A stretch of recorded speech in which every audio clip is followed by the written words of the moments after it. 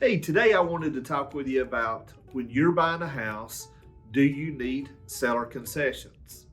Also, this is a way for the seller to maybe keep his price up instead of reducing it.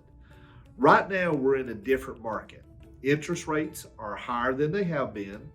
And what that has caused from a lender standpoint, a lot of time is what we call a high cost loan. It can be filling different scenarios like HPML or Georgia high cost. So what we're having to do is go back to like we were doing in 2019. And that is the borrower asking the seller to pay closing costs. We all have the borrowers where they say, well, I've got the money to pay down myself.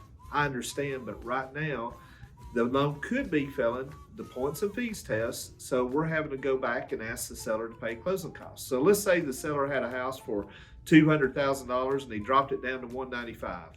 We might need the seller, in order to pass the points and fees, pay for $5,000 of the closing costs. The seller goes back up to the $200,000. He still walks away with his $195,000 net. The buyer gets the $5,000 paid in closing costs. The lender, we get to pass the points and fees test, and we're able to close your loan.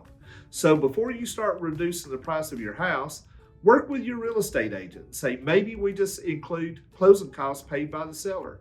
If you're a buyer and you're working with your lender, you want to ask them, do I need the seller to pay closing costs so I can make sure that I'm able to get the loan?